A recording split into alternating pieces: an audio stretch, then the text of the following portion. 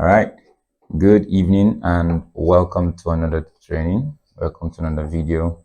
I think in the last video we covered the various getting started tools in. Let me quickly run that. Covered the various getting started tools in SketchUp, and we were able to touch different. We're able to touch the different tools that makes the getting started tool set. All right, so there are many tools out there in SketchUp, and I did not by any means cover all the functionality of those tools.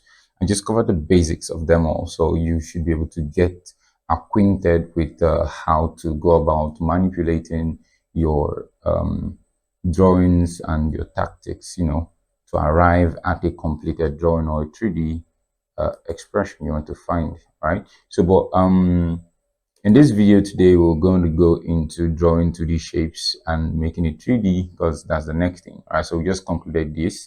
So we're going to drawing 2D shapes and making it 3D. Then I'll do some modeling exercises. Then in the next couple of videos, I'll go into giving some tips and tricks as concerning the workings of SketchUp, because you need to understand inferencing, snapping, understand grouping components, stuff like that, faces, normals, those are other things I'll just explain. All right, so without making this video so much of a long video, let's jump into. So I have a little short to do here. So we're drawing basic shapes before we make them 3D. I mean, so far we already know how to draw a circle, we already know how to draw a triangle, and if we don't remember, there are different ways of getting that done. So but one of the things I would want to introduce us to right now is an extra tool tab. All right, click here and click on views. I come to top. All right, this is the top down view, and it enables me to draw in top down mode. All right, so I just want to quickly draw a rectangle, let's say 50 by 60. All right, so sorry, 50 by 60. Oh, sorry, my keyboard. All right, so that's 50 by 60. Right now, of course, given that that's a very little dimension, I have to really zoom in. So there's that. And then I just want to draw a perfect rectangle. I'll draw a perfect rectangle. So I'll just do 40 by 40, 40 by 40. And then I will draw, that's a square. All right, then I'll draw a circle. So if I want to draw a circle, remember when we're treating that, it's found under here. We have circles and polygons. So I'm just gonna do something. I'll draw a guideline in this place, and quickly I just pick up this, double click to select or triple click to select everything that's connected to shape. I'll explain some things relating to that later on. So I drag it from the midpoint and come up here. All right, so I was going to explain snapping in a later video, but I think I could just explain that now. All right, so we have things like inferencing and snapping. So I will explain inferencing and snapping. All right, if you have observed your SketchUp, you find out that whenever you're moving your mouse over edges on lines, there's just like a guide that's coming out and telling you that, okay, look, I'm seeing this point. What do you want to do with it? Do you want to attach yourself to that point? And when you put your mouse over the point, you see end point here, midpoint, and this one's now on edge. Now showing you that whatever, if you click now, it will do whatever you want to do using the edge as reference. And if you remember, this is our move tool. So wherever we click becomes our reference point for moving the object that's selected. So prior to my moving it, I wanted it to align in the very middle of this guideline. So I come to the midpoint and I click. I drag the midpoint up to this point, and then like so, the whole square is aligned with this guideline. All right, so what I want to do now is I want to draw every of the shapes having their midpoint aligned to this guideline.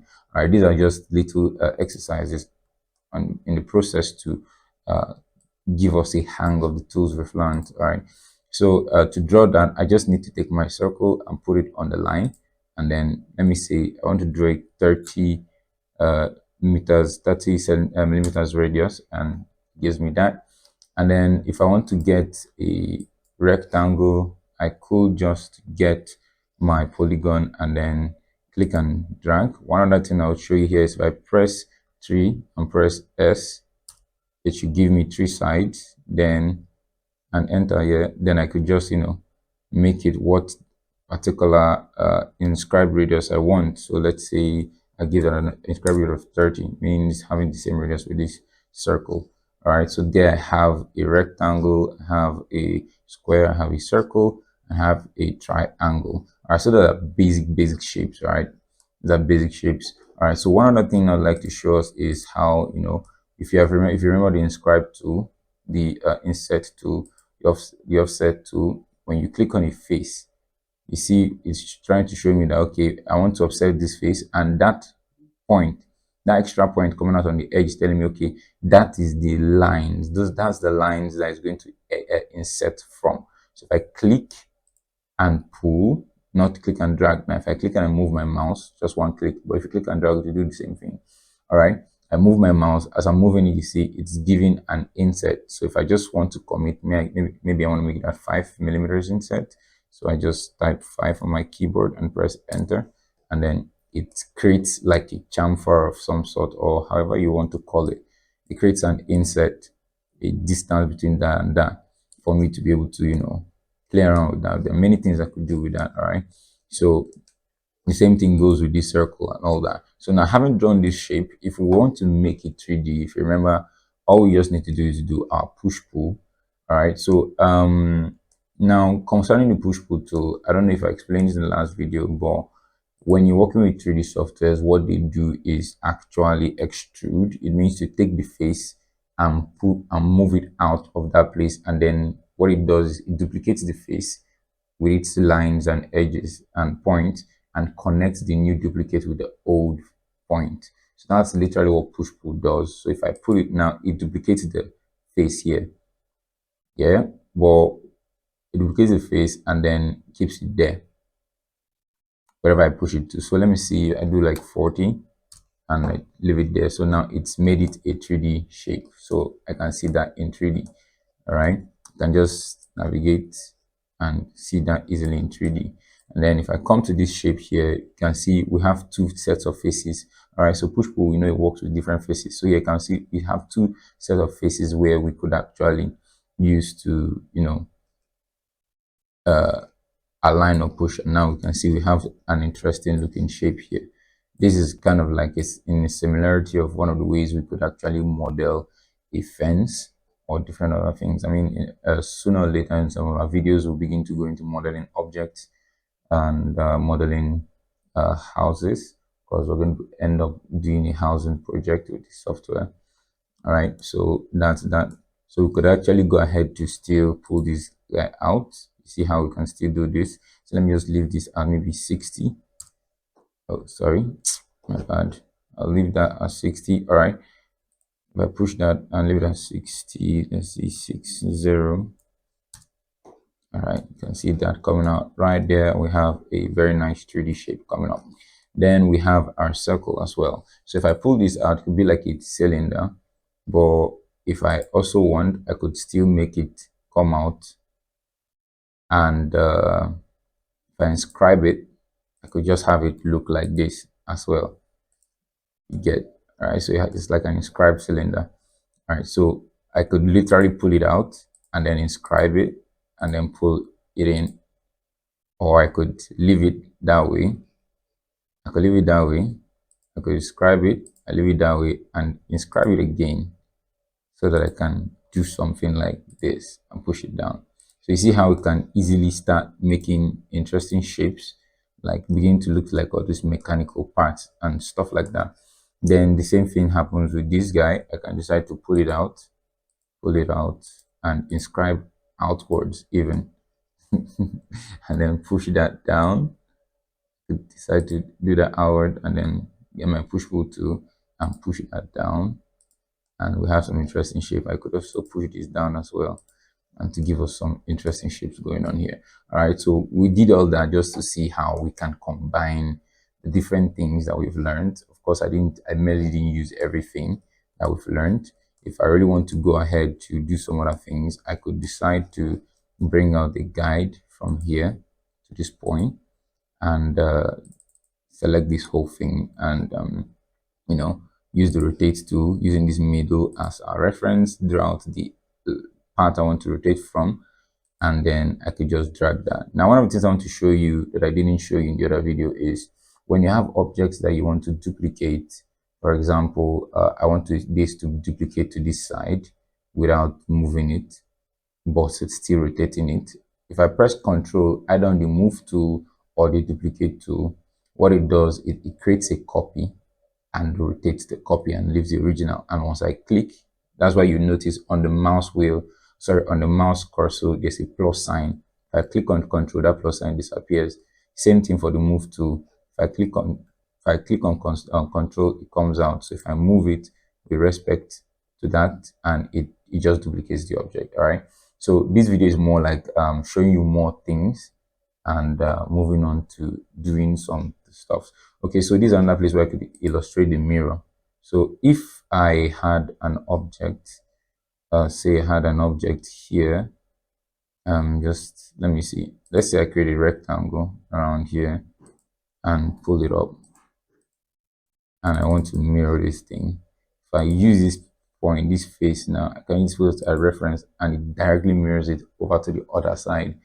You know, in the other video, there was no like proper setting and all that. But I just wanted to show you briefly what the, oh my God. Why does my SketchUp keep crashing?